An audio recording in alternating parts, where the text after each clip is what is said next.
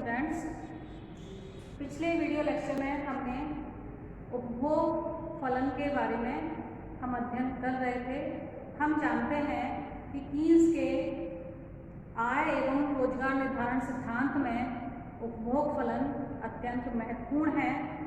अर्थव्यवस्था में आय के स्तर को निर्धारित करने में उपभोग की महत्वपूर्ण भूमिका है। कल हमने उपभोग फलन के अंतर्गत हमने रैखिक उपभोग फलन देखा, जिसका स्वरूप हमने लिया था C = A + B/Y।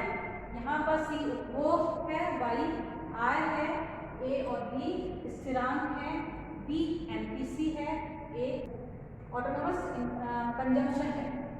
हमने इस रैखिक फलन उपभोग फलन पर आधारित हमने उदाहरण लिया था। उसके आधार पे हमने APC, MPC, APS, MPS इनकी कैलकुलेशन भी की थी। आज हम सीमांत उपभोग प्रवृत्ति और औसत उपभोग प्रवृत्ति में हम संबंध को देखेंगे। विद्यार्थियों, जैसा कि इस टेबल में आप देख रहे हैं कि जैसे जैसे आय का स्तर बढ़ता जा रहा है, वैसे वैसे उपभोग बढ़ता जा रहा है और जो APC है वह निरंतर घटती हुई है। लेकिन हमने जो रैखिक उपभोग फलन लिया था उसमें MPC यह 0.6 पर स्थिर है, क्योंकि हमने रैखिक उपभोग फलन का स्वरूप लिया था C = 20 + 0.6y। यहाँ पर 0.6 MPC है, जो कि आप देख रहे हैं कि यह 0.6 पर स्थिर है।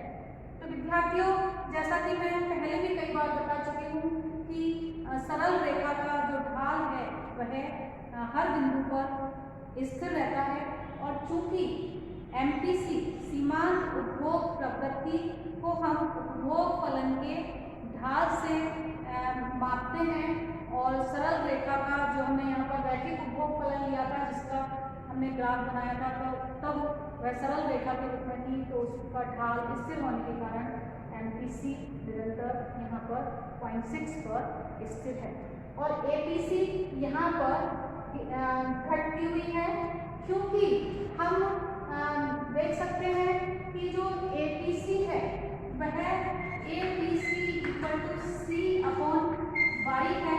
तो APC में जब हम कैलकुलेट करेंगे APC को, तब APC के जो ऑटोनोमस कंजम्पशन है, जो 20 यहाँ पर है, इसको भी हम Y से डिवाइड करेंगे, और इसको भी हम Y से डिवाइड करेंगे। तो इस वैल्यू के कारण जो MPC है वह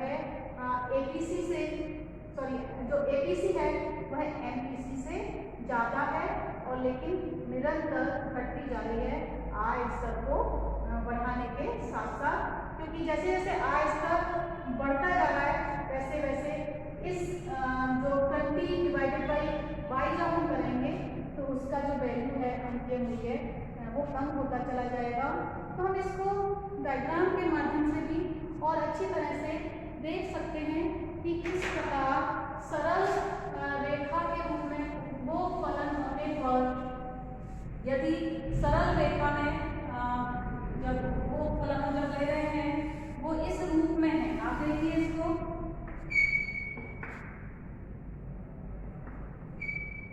y अक्ष पर हम उपभोग लेंगे और x अक्ष पर आय स्तर ले रहे हैं, और ये हमारा उपभोग फलन है C। अब यहाँ पर देखिए कि हम इसके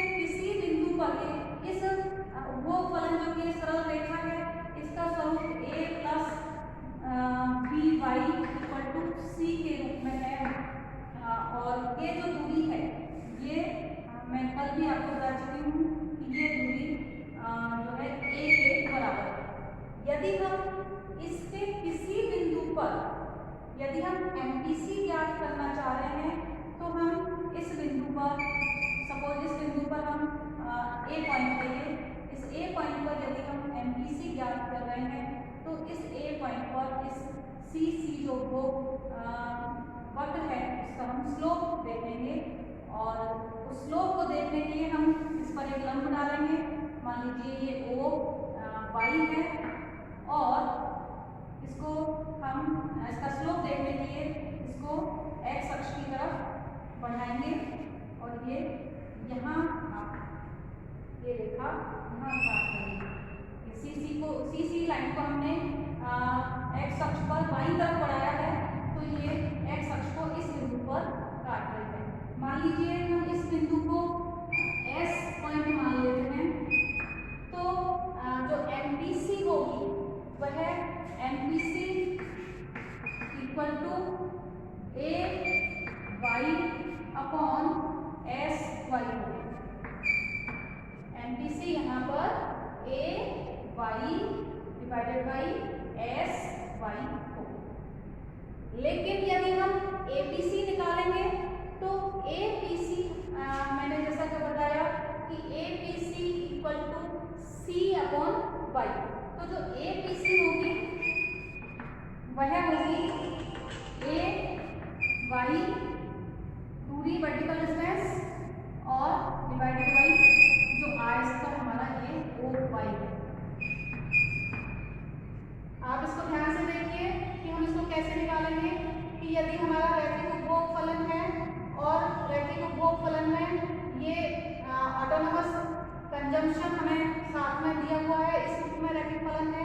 जो उपभोग फलन है वह वाई अक्ष को के धनात्मक भाग को काटता हुआ है, और उस स्थिति में हम एमपीसी निकालेंगे जो उपभोग फलन है उसके स्लोप के माध्यम से, और स्लोप निकालने के लिए हम जो उपभोग फलन है उसको वाई अक्ष पर बाईं तरफ पीछे की तरफ हम इसको बढ़ाएंगे स्लोप जानने के लिए। तो स्लोप हो गया A Y divided by S Y, और एपीसी निकालने के लिए जो सी जो कंजम्पशन है डिवाइडेड बाई इनकम, और जो इनकम है वो ओ वाई है, तो A Y divided by O Y. तो यहाँ पे आप देख सकते हैं कि जो ये जो दूरी है ओ वाई दूरी कम है और एस वाई दूरी ज़्यादा है, यानी इसकी जो वैल्यू आएगी वह कम आएगी और इसकी वैल्यू ज़्यादा आएगी। तो कहने का मतलब ये हुआ कि इस स्थिति में जो एपीसी है वह ग्रेटर देन एमपीसी हो, एपीसी ग्रेटर देन एमपीसी हो। हम इसी चीज को इस टेबल में भी देख सकते हैं कि हमने रैखिक उपभोग वक्र बनाया है, उसका समीकरण इस प्रकार है, और इस समीकरण के अकॉर्डिंग भी आप देख सकते हैं कि एमपीसी जो है वह 0.6 पर स्थिर है, लेकिन एपीसी हर एक बिंदु पर एमपीसी से अधिक है। विद्यार्थियों यहाँ पर हम देख सकते हैं कि एपीसी एमपीसी से ज़्यादा है, जबकि कब ज़्यादा होगी जब उपभोग फलन इस रूप में होगा, यानी जहाँ पर आय के किसी भी स्तर पर हमारे पास जो ऑटोनोमस कंजम्पशन है, स्वायत्त उपभोग है, वह धनात्मक है। लेकिन यदि यह रैखिक उपभोग वक्र यदि मूल बिंदु से गुजरता हुआ है तो एपीसी और एमपीसी दोनों बराबर होंगी। उसको हम इस ग्राफ के माध्यम से देख सकते हैं।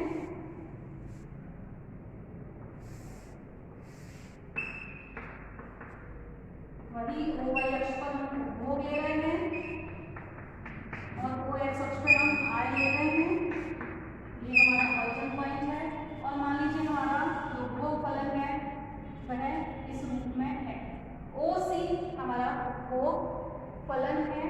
अब इसके किसी भी बिंदु पर जब हम एमपीसी और एपीसी ज्ञात करेंगे तो हर बिंदु पर एपीसी और एमपीसी दोनों बराबर होंगी, क्योंकि रैखिक उपभोग फलन का जो ढाल है वह हर बिंदु पर स्थिर है, लेकिन ये चूंकि रेखा मूल बिंदु से शुरू हो रही है, इसलिए इसके किसी भी बिंदु पर, ये ए बिंदु ले लीजिए, इस बिंदु पर जो एबीसी होगी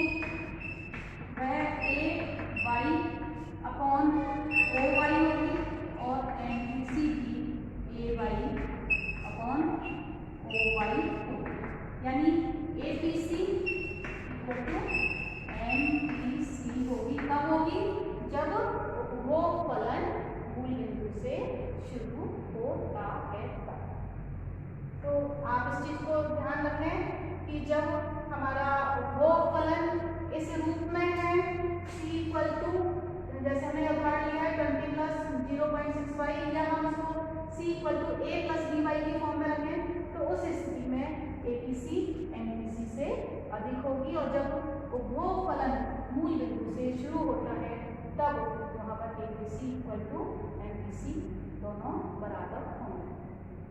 अब हम एक तीसरी स्थिति और ले सकते हैं। अभी तक तो हम रैखिक उपभोग फलन ले रहे हैं।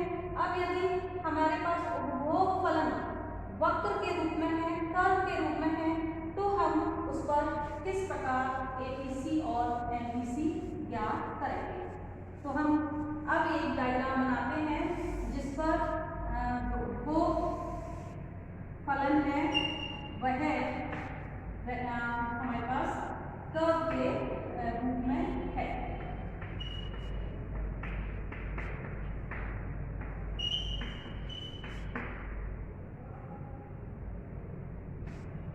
ये मान लीजिए रैखिक उपभोग फलन है।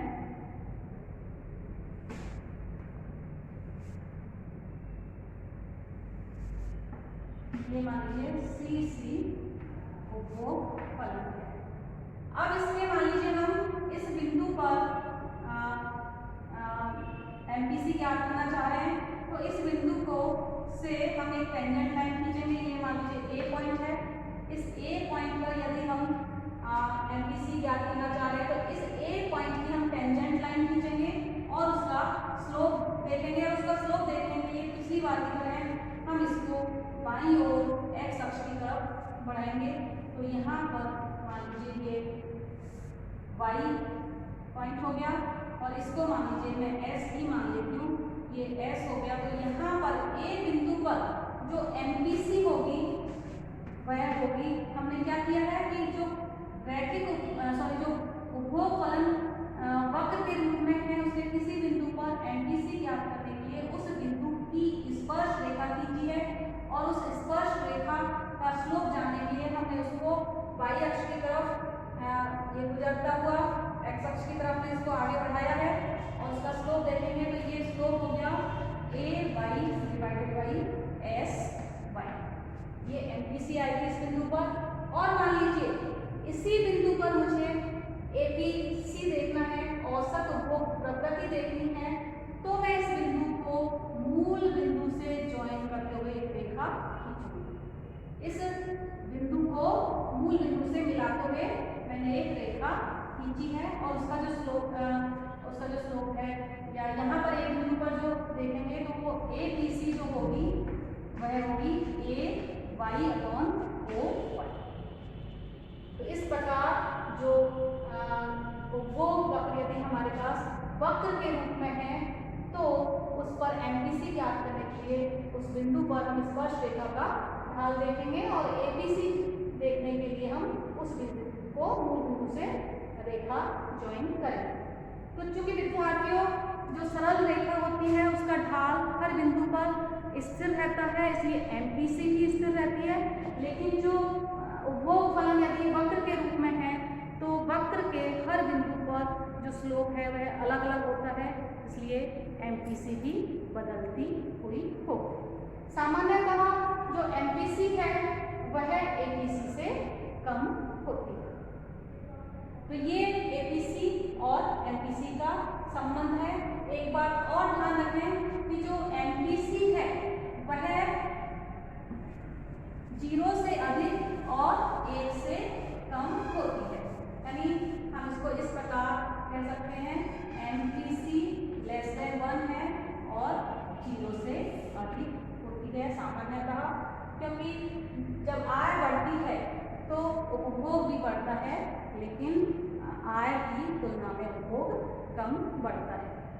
एक बात और कि निर्धन देशों में या निर्धन व्यक्तियों की कह सकते हैं MPC अधिक होती है और धनिक व्यक्तियों की MPC कम होती है, निर्धन व्यक्तियों की MPC अधिक होती है।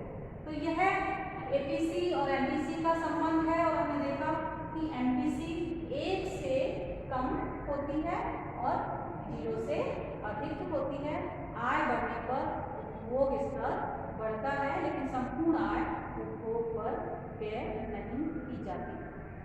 विद्यार्थियों, कीन्स के हम उपभोग फलन का जब अध्ययन कर रहे हैं तो कीन्स के उपभोग फलन के पीछे कुछ मान्यताएं हैं, और उपभोग फलन की मान्यताएं जो हैं वह यह है कि यहाँ पर हम सामान्य दशाओं को मानकर चल रहे हैं, आर्थिक मंदी, युद्ध या अत्यधिक स्फीति की स्थितियां नहीं हैं। दूसरी बात, यहाँ पर हम आय स्तर में परिवर्तन का प्रभाव उपभोग स्तर में परिवर्तन पर देख रहे हैं। अन्य तत्वों को हम स्थिर मानकर चल रहे हैं, जिसमें हम रुचियां ले सकते हैं, फैशन ले सकते हैं, मनोवैज्ञानिक तथ्य ले सकते हैं, या कीमत स्तर हम ले सकते हैं। इन सबको हम स्थिर मानकर चल रहे हैं, संस्थागत तत्वों को हम स्थिर मानकर चल रहे हैं। और तीसरी बात यह है कि यहाँ पर जब हम उपभोग फलन का अध्ययन कर रहे हैं तो उसमें हम ये मानते चल रहे हैं कि स्वतंत्र उद्यम वाली अर्थव्यवस्था है, जिसमें राज्य का हस्तक्षेप न्यूनतम है। नियंत्रित या साम्यवादी अर्थव्यवस्थाएं नहीं हैं, क्योंकि नियंत्रित और साम्यवादी अर्थव्यवस्थाओं में उपभोग पर नियंत्रण रहता है। अब बात आती है कि कीन्स का उपभोग का मनोवैज्ञानिक नियम। कीन्स ने उपभोग के बारे में कहा है कि जब आय बढ़ती है तो उपभोग भी बढ़ता है, लेकिन उपभोग में वृद्धि आय में वृद्धि की तुलना में कम होती है। आय में वृद्धि होने पर उपभोग और बचत में आय विभक्त हो जाती है किसी न किसी अनुपात में। यानी आय में वृद्धि जो होती है वह उपभोग को भी बढ़ाती है और बचत को भी बढ़ाती है। तो कहने का मतलब ये है कि कीन्स के उपभोग का जो मनोवैज्ञानिक नियम है वह यह कहता है कि जब आय में वृद्धि होती है तो उपभोग में भी वृद्धि होती है, लेकिन आय से कम अनुपात में होती है। इस कारण आय में वृद्धि होने पर बचत में भी वृद्धि होती है। तो इस प्रकार कीन्स का जो उपभोग का ये जो नियम है, हमने जो उपभोग फलन देखा वह अत्यंत महत्वपूर्ण टूल है कीन्स के सिद्धांत में। और कीन्स का जो उपभोग फलन का जो सिद्धांत है ये वो कई दृष्टियों से महत्वपूर्ण है, क्योंकि यहाँ पर हम एक चीज़ देख सकते हैं कि कीन्स ने कहा कि MPC <1 है और 0 से अधिक है, यानी आय में जब वृद्धि होती है तो संपूर्ण आय उपभोग पर व्यय नहीं की जाती। इसलिए जब अर्थव्यवस्था में समग्र मांग की कमी होती है तो उस स्थिति में मांग को बढ़ाने के लिए उपभोग के साथ साथ निवेश को बढ़ाने की आवश्यकता होती है। कीन्स ने अपने उपभोग फलन के सिद्धांत के द्वारा से के बाजार नियम का भी खंडन किया है कि supply creates its own demand, पूर्ति अपनी मांग स्वयं पैदा करती है। इसका उन्होंने खंडन किया, क्योंकि उन्होंने कहा कि आय में वृद्धि होने पर जो संपूर्ण आय है उपभोग पर व्यय नहीं की जाती। अर्थव्यवस्था में अति उत्पादन संभव है, मांग में कमी के कारण अति उत्पादन संभव है, अर्थव्यवस्था में बेरोजगारी संभव है। इसलिए मांग की कमी जो कि उपभोग कम होने के कारण, आय में वृद्धि की तुलना में उपभोग कम होने के कारण जो मांग में कमी हो गई है उसको निवेश के माध्यम से पूरा किया जाना चाहिए। कीन्स के इस उपभोग फलन के सिद्धांत में जो ये MPC है, इसका अंकीय मूल्य जो होता है वह भी बहुत इम्पोर्टेंट होता है। यदि आगे चल के हम देखेंगे कि यदि MPC अधिक होती है तो गुणक का मूल्य, जिसको मैं K से डिनोट कर रही हूँ, गुणक का मूल्य अधिक होगा। MPC यदि कम होगी तो गुणक का मूल्य भी कम होगा। यानी जो इन्वेस्टमेंट या निवेश में पर आय विस्तार अधिक होगा, एमपीसी कम होने पर आय विस्तार कम होगा।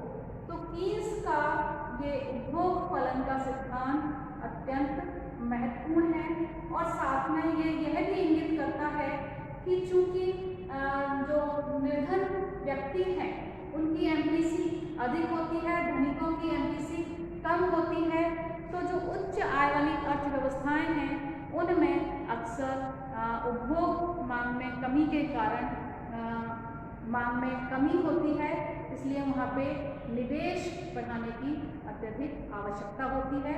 और धनिकों के बीच में और निर्धनों के बीच में एमपीसी का जो अंतर है वह आय वितरण को समान करने की नीतियां लागू करने के लिए भी एक तर्क प्रस्तुत करता है। तो इस प्रकार ये उपभोग फलन का सिद्धांत बहुत महत्वपूर्ण है। विद्यार्थियों, हमने उपभोग फलन के बारे में जो हम पढ़ रहे हैं, तो यहाँ हमने उपभोग के निर्धारक तत्व के रूप में आय स्तर को लिया है और हमने देखा कि उपभोग आय पर निर्भर करता है। लेकिन विद्यार्थियों, उपभोग फलन को निर्धारित करने वाले तत्व आय स्तर के अलावा अन्य तत्व भी होते हैं, जिनको हम सब्जेक्टिव फैक्टर्स और ऑब्जेक्टिव फैक्टर्स, व्यक्तिपरक तत्व और वस्तुनिष्ठ तत्व, सब्जेक्टिव फैक्टर्स और वस्तुनिष्ठ ऑब्जेक्टिव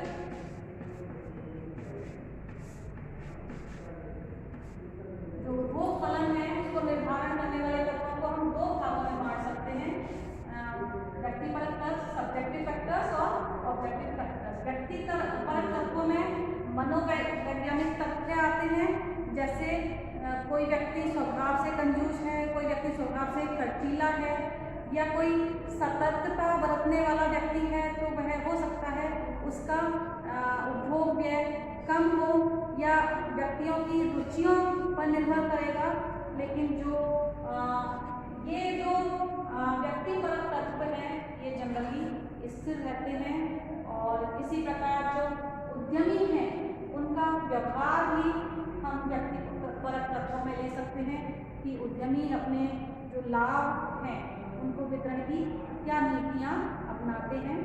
लेकिन जो वस्तुनिष्ठ तत्व हैं उनमें हम ले सकते हैं कि अर्थव्यवस्था में आय का वितरण कैसा है, आय का वितरण समान होने पर उपभोग प्रवृत्ति अधिक रहने की आशा होती है, या भावी आशाएं किस प्रकार की है। यदि भविष्य में कीमतें बढ़ने की आशा है तो लोग वर्तमान में उपभोग स्तर को बढ़ाएंगे, और यदि भविष्य में कीमतें घटने की आशा है तो लोग उपभोग को वर्तमान में कम करेंगे। इसी प्रकार गवर्नमेंट की पॉलिसी भी उपभोग को निर्धारित कर सकती है। गवर्नमेंट करों में छूट देकर उपभोग स्तर को बढ़ा सकती है। करों में छूट देने पर डिस्पोजेबल इनकम बढ़ जाती है, या इसके अलावा लोगों के पास जो तरल संपत्तियों की मात्रा है वह भी उपभोग को निर्धारित करती है। लोगों के पास यदि नगद रूप में संचित राशि अधिक है, या बॉन्ड शेयर्स के रूप में उनके पास अधिक धन संपत्ति है, तो उनका उपभोग स्तर ऊंचा हो सकता है। और भी कई सारे तत्व हैं, जनसंख्या का आकार है वह भी उपभोग को निर्धारित कर सकता है। तो उपभोग फलन को निर्धारित करने वाले अनेक वस्तुनिष्ठ तत्व हैं जिनसे उपभोग भी प्रभावित होता है। तो ये विद्यार्थियों हमने कीन्स का उपभोग फलन देखा, और उपभोग फलन की जो ये अवधारणा है हमने कीन्स की निरपेक्ष आय परिकल्पना के आधार पर ली है। उच्च स्तरीय समष्टि अर्थशास्त्र के अध्ययन में उपभोग फलन के अन्य सिद्धांतों का भी हम अध्ययन करते हैं, लेकिन आज के लिए इतना ही काफ़ी है। उम्मीद करती हूँ कि आपको उपभोग फलन से संबंधित आधारभूत जो बातें हैं वह समझ में आ गई होंगी। Thank you.